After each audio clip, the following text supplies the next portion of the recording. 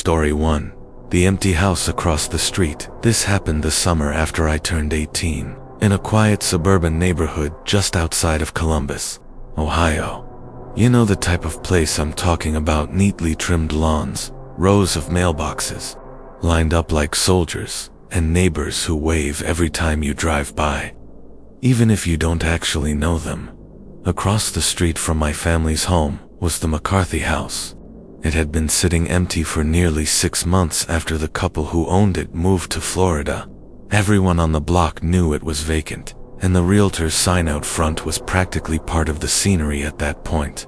One night, around 11:30 p.m., I was sitting on my bed scrolling through my phone when I noticed a faint glow through my blinds.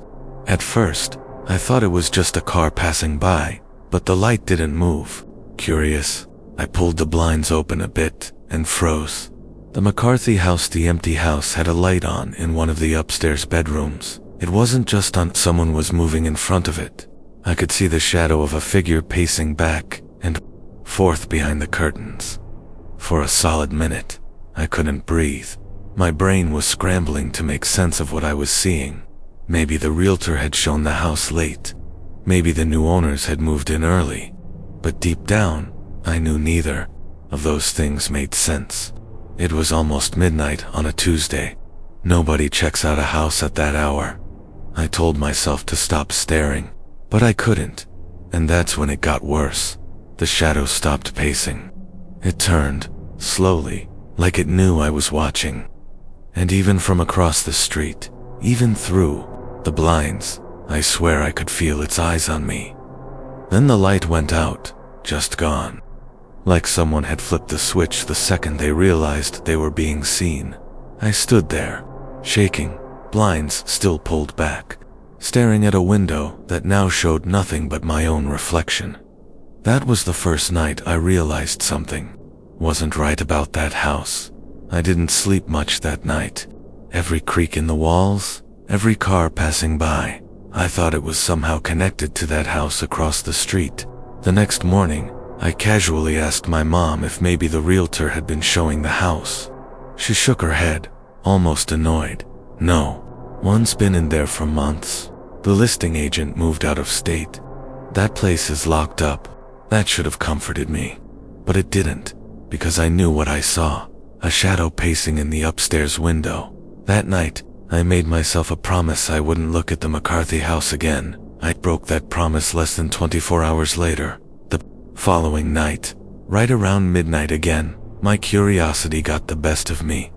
I peeked through my blinds. There it was. Same window, same room, but this time the shadow wasn't pacing. It was sitting, perfectly still, right in front of the window like it was waiting. My heart started pounding.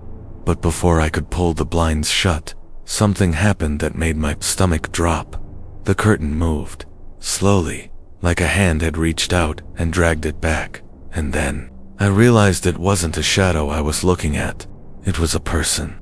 A man, sitting completely still, staring straight out the window. Staring across the street, staring at me. I did the only thing I could think of. I called the police. When they arrived, I nervously explained that I'd seen someone in the supposedly empty house. They did a sweep with flashlights, went inside, checked the doors and windows. After 15 minutes, the officer came back to my porch and told me nothing was out of place. House is locked tight. No footprints, no forced entry, no one inside. I wanted to argue, but my mom was watching from the hallway, clearly embarrassed. She apologized for me and promised the officers we wouldn't bother them again. That night, I kept my blinds closed. I couldn't bear to look. But even with them shut, I swore I could feel eyes burning into me from across the street. 3 nights later, I woke up around 3 a.m. to a sound that made my skin crawl. Scratch, dot, scratch, scratch, dot, scratch, dot. It was coming from my bedroom window. I froze in bed, too terrified to move. Slowly, I forced myself to glance at the glass. Nothing, just the blinds rattling slightly.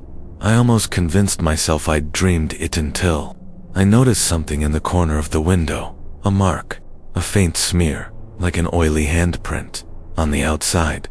The next day, I told my friend Eric about everything. He laughed, said I was probably overtiered, and offered to come over that night to prove the house was empty. Around midnight, we sat in my room with the blinds cracked open, phone cameras ready. At first, nothing happened. No lights, movement. Eric was already mocking me, but then, the light flicked on. Same upstairs bedroom. This time we both saw it, someone standing in the window, not moving, not pacing, just standing there, head tilted slightly, like they were curious. Eric snapped a photo. We both stared at his screen in silence. The figure's face wasn't clear, but its head, it looked wrong, too long, too narrow, almost stretched. Eric suddenly cursed and deleted the photo. Nope, not keeping that on my phone. I asked why. His face had gone pale. He muttered, it looked like it was smiling. The following weekend, my mom went to visit my aunt, leaving me alone. I didn't plan on sleeping much, but around 2 a.m. I heard something slam, loud enough to shake my bedframe. It came from across the street. I couldn't stop myself. I crossed the road barefoot and went up to the McCarthy house. I don't know what possessed me. Adrenaline, stupidity, maybe both. To my shock, the front door was unlocked. Inside, the air was stale, like no one had lived there in months. Everything was covered in a thin layer of dust. I forced myself upstairs, following that familiar layout, until I reached the lit bedroom. The door was closed. When I turned the knob, it didn't move. Locked from the inside. And then knock. 3 sharp knocks from the other side of the door. I bolted. I don't remember running down the stairs, but suddenly, I was back outside, gasping for air. The next day, I did something reckless. I went back in during daylight. I wanted answers. Most of the house was ordinary, untouched, but in the basement, I found something that made my blood run cold. The dust on the floor wasn't undisturbed. There were tracks, dozens of them, bare footprints, circling the basement walls, like someone had been pacing down there for hours. And in the far corner, etched into the concrete with what looked like a knife, were words. I see you. That night, I didn't sleep. Every sound, every shift of shadow on my wall, I thought it was him. Around 4 a.m., I made the mistake of glancing out my window one last time. The upstairs light was on again, but this time, it wasn't just one figure. There were 3, standing side by side in the window, perfectly still, all facing me. The next morning, the McCarthy house was quiet again. Realtor sign still in place, windows dark, no sign of life. My mom came home later that day, and I swore I wouldn't tell her. What good would it do? Nobody believed me anyway. That night, I taped my blinds shut. I refused to give them the satisfaction of watching me. But as I lay in bed, staring at the ceiling, I realized something that still chills me to this day. The oily fingerprints on my window. They weren't just on the outside anymore. There were smears on the inside too. I never looked across the street again. Story 2. The Night Walkers of Greenfield College. This happened my sophomore year at Greenfield College, a quiet suburban campus in Connecticut that never felt dangerous. Until that night. Every April, the school threw its big spring festival. Think food trucks, live bands, carnival rides, the kind of night where the entire campus stayed out late. I was 19 then, and after hours of partying, I left my friend's dorm around 2:30 a.m., heading back to my own building. Brook Hall. It was a cool night, streets nearly empty. At first, I felt safe, but then I noticed something that made my stomach sink. The sound of bicycle tires behind me. Not one, several. I turned and saw them 4 figures riding slow circles on the street, all of them masked, black ski masks. No words, no laughter, just silent, steady pedaling. At first I told myself it was a prank, college kids being stupid, trying to scare people. But they weren't laughing. They weren't yelling. They were dead silent, except for the creak of their bikes. As I got closer to Brook Hall, I realized they weren't just following me. They were hurting me. Every time I veered off the sidewalk, they shifted position, cutting me off, forcing me forward. I didn't run. Not yet. My dorm was only a few minutes away. But then I noticed one of them holding something, a bat. Another one had what looked like a pistol tucked under his arm. Suddenly, this didn't feel like a prank by some miracle. I reached Brook Hall. I swiped my keycard, rushed inside, and slammed the door shut behind me. For a moment, I felt relief, until I saw him. A guy in a ski mask was sitting in the dorm lobby, just sitting there, perfectly still, like he'd been waiting. I froze. He didn't move, didn't speak, just tilted his head slightly, as if he were studying me. Then, without warning, he stood up. I bolted down the hallway and ducked into the first-floor bathroom, locking the door behind me. For 10 minutes, I sat there in the dark, listening. My heart pounded so hard it hurt. Footsteps echoed outside, slow, measured, up and down the hallway. Then silence. When I finally cracked the bathroom door, the hall was empty. No sign of him. I told myself to calm down, to just get upstairs and lock my door. But as I walked toward the stairwell, my stomach dropped again, because in the lobby, right where he'd been sitting, there was now a chair wedged against the exit. Door, propped at an angle, like someone didn't want it to open, and next to the chair, a bike. I ran up the stairs, fumbling my keys, barely making it into my dorm room. My roommate was out for the weekend, so I was alone. I locked the door, turned off the lights, and sat there in the dark, trying to process what was happening. That's when I got the text. Unknown number. You run funny. My blood turned to ice. I hadn't told anyone what happened. Nobody knew. The only way someone could have sent that text was if they'd been watching me. I silenced my phone and sat there shaking. Minutes felt like hours. Eventually, I started to believe maybe they'd left. Maybe I was safe. And then, at 3:15 a.m., came the knocking. Not on the front door, on my window, second floor. I turned my head slowly, barely able to breathe. Through the blinds, I saw the faint outline of a face pressed against the glass. A masked dot. The knocking grew louder, steady, taunting. I couldn't scream. I couldn't move. I just sat there, frozen, until, just as suddenly, the knocking stopped. Around 4 a.m., I heard voices outside. Not playful, not drunk college kids. Low, hushed whispers. I risked a glance through the blinds. There were at least 7 of them now, all masked. Standing by the bike rack below, looking up at the building. One of them pointed directly at my window. I dropped the blinds instantly, heart hammering. I finally worked up the courage to call campus police. They arrived 20 minutes later, but of course, by then the riders were gone. The officers checked the bike racks, the dorm lobby, even outside my window. Nothing. They told me it was probably a prank and to stay alert. Then they left. But the thing that bothered me most, when one of the officers inspected the outside of my window, he frowned and ran his hand across the glass. Strange, he muttered. These smudges look like teeth marks. For weeks, nothing happened. I convinced myself it was over. Then one night in late May, just after midnight, I got another text from the same unknown number. Nice haircut. I hadn't posted a photo of myself. I hadn't seen anyone that day, except my barber. I checked my blinds, and there they were. 3 figures on bikes, sitting in the middle of the street, masks glowing faintly under the streetlight. All of them facing my window. The following morning, campus was buzzing with news. A freshman had gone missing. Last seen leaving a party, walking alone back to Brook Hall. They never found him.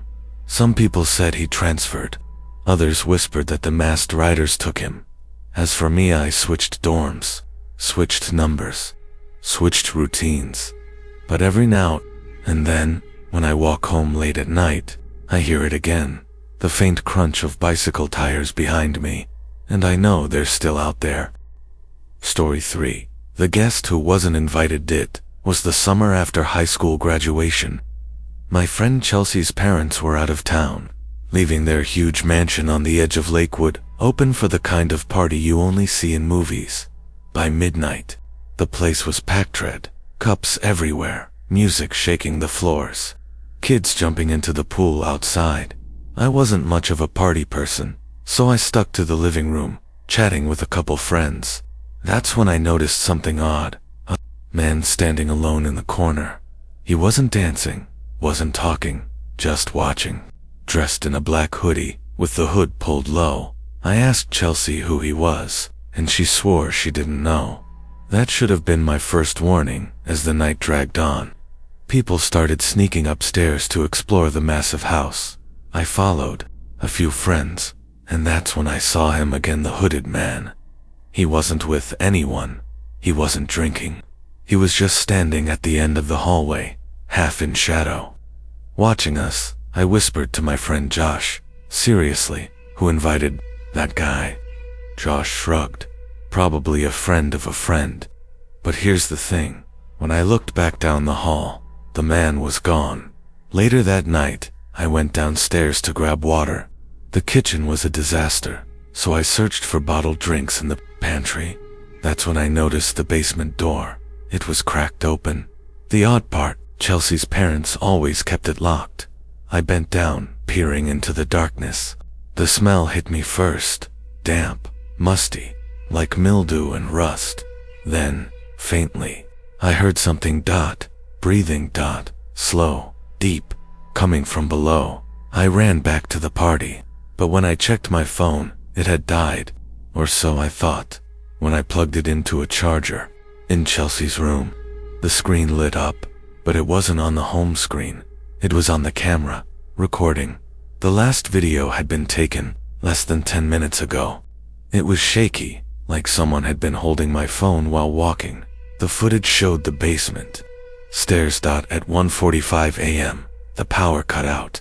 Music stopped. Lights died. For a second, everyone thought it was part of the party. Then people started screaming. Phone flashlights flickered on, revealing panic as drunk kids scrambled toward the front door. But when they tried to open it, the handle wouldn't budge. Someone had locked us in, and standing just inside the foyer, illuminated by a dozen phone lights, was the hooded man. He didn't move. He didn't speak. He just stood there, blocking the way. Chaos erupted.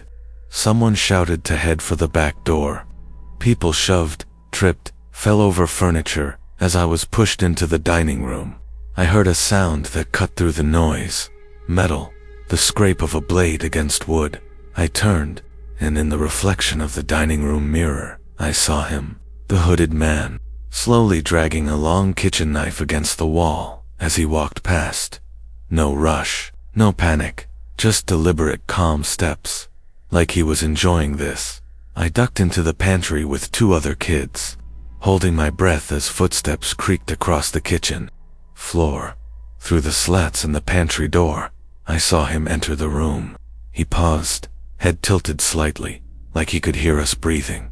He tapped the knife once against the counter. Then he whispered something. "I'll never forget. I know you're in here." The boy next to me panicked and bolted. The man lunged after him. I stayed frozen, listening to the sound of screaming and running footsteps fade down the hall. When the house fell quiet again, I slipped out and made my way back to the living room. The front door was wide open now. Everyone was gone. But before I could run, I heard it again. That sound from earlier, breathing. It was coming from the basement door, still cracked open. Against every instinct I peered down into the darkness, and I saw him, the hooded man, except he was already holding the boy who had run from the pantry, his limp body dangling in the man's arms. I bolted upstairs, into Chelsea's parents' bedroom. Slamming the door and wedging a chair under the knob, there was a full-length mirror on the closet door, and in that mirror, I noticed something. Horrifying my HOODIE. It wasn't mine. I don't own a black hoodie. But when I raised my hand to my face, my reflection was wearing the mask. The next morning, the police arrived. The house was trashed. Windows broken, doors unlocked. But there was no sign of a break-dash-in, no fingerprints, no footprints, no bodies. When they questioned Chelsea, she swore the party had ended hours earlier, said everyone left by midnight, which didn't make sense because I still remember the pounding music, the screams, the hooded man, and sometimes, when I'm alone, I still hear his voice, right against my ear. I know you're in here.